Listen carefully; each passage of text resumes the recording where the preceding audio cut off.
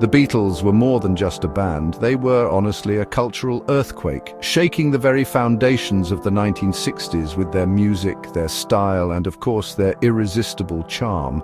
At the heart of this phenomenon was Paul McCartney, the baby-faced bassist with a talent for writing melodies that could, capture the world's heart. He was one of the 4 Liverpool lads who went from playing in cramped clubs to performing for sold-out stadiums across the globe. Their journey was a whirlwind of creativity and adoration, a story that, seemed almost too perfect to be true. For many, the Beatles represented a new kind of hope and excitement, and Paul was a key architect of that dream, his songs becoming the soundtrack to a generation's life. Then, in the autumn of 1969, a strange story began to circulate, a whisper that would soon grow into a roar. It started with a phone call to a Detroit radio station. A listener, identified only as Tom, called DJ Russ Gibb on WKNR-FM with a bizarre claim. He insisted that Paul McCartney had secretly died in a car crash 3 years earlier, in November 1966. This wasn't just a baseless rumor, he said. The proof was hidden within the Beatles' own work. The band, unable to cope with the loss but forced by their management to carry on, had replaced Paul with a lookalike named William Campbell. They had then supposedly embedded a series of cryptic clues in their songs and album art to slowly reveal the tragic truth to their most devoted fans.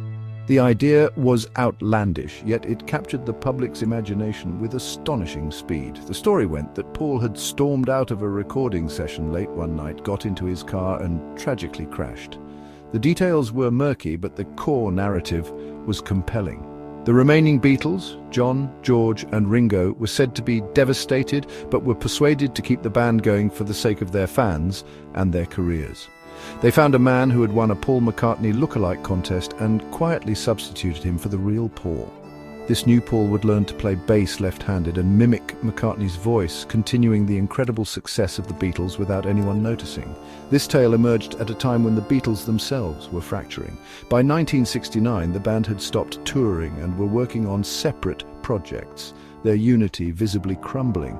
John Lennon was deep into his peace activism with Yoko Ono, and the collective spirit that had defined their early years was all but gone. The public sensed this distance, and the Paul is dead rumor filled the void with a dark, elaborate fantasy. It offered a dramatic, if fictional, explanation for the changes they saw in the band. The rumor wasn't just about a potential death, it was about the end of an era, transforming the band's breakup into a grand, tragic conspiracy that fans could piece together like a puzzle. Once the rumor took hold, fans and amateur detectives began a frantic search for evidence, poring over Beatles albums like sacred texts. The cover of Sgt. Pepper's Lonely Hearts Club Band became a primary source of so-called proof. The elaborate scene, featuring the band surrounded by a crowd of famous faces, was reinterpreted as a funeral. The Beatles stand over a grave, and a floral arrangement seems to spell out Paul. Some even claimed that if you held a mirror to the drum on the cover, the words Lonely Hearts would reveal a hidden message. I1IX, he die, with the diamond pointing to Paul's position in the photo. It was honestly a treasure trove for those looking for hidden meanings. The Abbey Road album cover, released in 1969, became the most famous piece of evidence. The image shows the 4 Beatles walking across a zebra crossing, and theorists interpreted it as a funeral procession. John Lennon, dressed in white, was seen as a heavenly figure or a priest. Ringo Starr, in a black suit, was the undertaker. George Harrison, in denim, was the gravedigger. And Paul McCartney, barefoot and out of step with the others, was the corpse. The license plate on a Volkswagen Beetle in the background reads LMW28IF, which believers claim stood for Linda McCartney Weeps, and that Paul would have been 28 if he had lived. The music itself was scoured for clues. Fans played songs backward, a practice known as backmasking, to find hidden messages. When the final section of Strawberry Fields Forever is played in reverse, some claim to hear John Lennon muttering, "I buried Paul." Similarly, playing the repetitive phrase number 9 from Revolution 9 backward was said to sound like "Turn Me On, Dead Man." Even straightforward lyrics were given new morbid interpretations.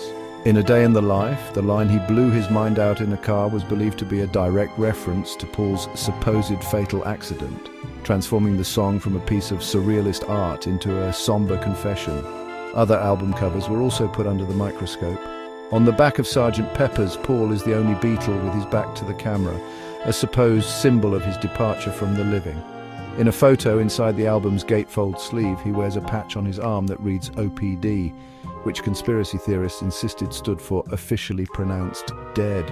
In reality, it was the insignia for the Ontario Provincial Police, but in the context of the rumour, every detail was twisted to fit the narrative. The hunt for clues became a worldwide obsession, turning every Beatles product into a potential piece of a dark and fascinating puzzle. The Paul is dead rumour spread like wildfire, moving from college campuses to mainstream media outlets with incredible speed. Newspapers and magazines that had once covered the Beatles' music were now running headlines questioning whether Paul was alive. Life magazine famously sent a reporter to Paul's farm in Scotland, where they found him very much alive, though, annoyed by the intrusion.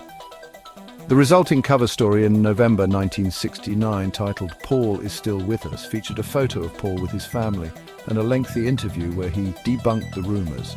He famously quipped, "If I were dead, I'm sure I'd be the last to know." Despite the official denials, many fans remained unconvinced, and the rumour became a full-blown cultural event. Radio stations dedicated entire shows to discussing the clues, with listeners calling in to share their latest discoveries.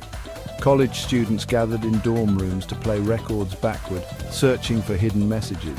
The rumour provided a new way to engage with the Beatles' music, turning passive listening into an interactive investigation. It was a testament to the band's immense cultural power that a story so fantastic could be taken seriously by so many people.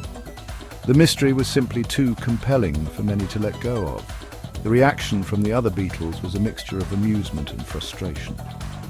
John Lennon, in a 1970 interview with Rolling Stone, dismissed the rumour as insane, but also seemed to find some dark humour in it. He noted that the whole thing was a really spooky phenomenon created by the public's intense focus on the band. The Beatles' press office was inundated with inquiries, forcing them to issue repeated statements confirming that Paul was alive and well. Yet the more they denied it, the more some believers were convinced it was all part of a massive cover-up, a testament to how deeply the conspiracy had taken root. The phenomenon also highlighted a growing generation gap and a rising distrust of authority. For many young people in the late 1960s, the idea that the establishment, in this case the music industry, would lie about something so significant seemed entirely plausible. The rumour fed into a broader countercultural narrative of hidden truths and conspiracies. It was more than just a silly story, it was a reflection of the times, a period of social upheaval where questioning everything had become the norm. The Paul is Dead tale was the perfect mystery for an age of suspicion. The simple fact is that Paul McCartney did not die in 1966. He is alive today, on June 19, 2025, having just celebrated his 83rd birthday yesterday. The car crash that supposedly killed him never happened.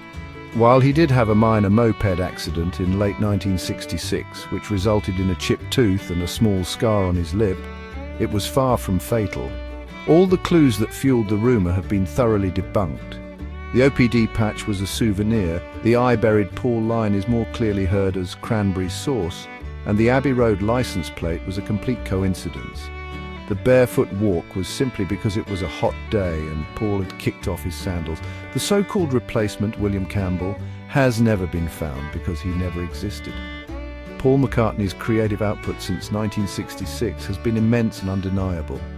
He wrote some of his most iconic Beatles songs after his supposed death, including Hey Jude, Let It Be and The Long and Winding Road. His subsequent career with Wings and as a solo artist has produced decades of beloved music, and he continues to tour and perform for massive audiences around the world. His life and career after 1966 stand as the most powerful evidence against the bizarre rumour, a living testament to its falsehood. So why does a story with no factual basis continue to fascinate people more than 50 years later? The Paul is Dead myth persists because it's a great story. It combines tragedy, mystery, and the world's most famous band into a compelling narrative. It allows fans to feel like they are part of an inner circle, possessing secret knowledge that others have missed. Finding the clues is like solving a puzzle, making the experience of listening to the Beatles' music even more engaging and personal. The rumor adds a layer of dark intrigue to the band's already legendary history. Ultimately, the tale of Paul's death is a testament to the power of myth and the human love for a good conspiracy. In an age of information overload, these kinds of stories provide a sense of order and meaning, even if it's a fictional one. They invite us to look closer, to question what we see, and to find patterns in the chaos. The Paul is dead rumor is not really about Paul McCartney at all. It's about our desire to believe that there are hidden secrets waiting to be uncovered, and that even in the most familiar songs and images, there is always another mystery to solve.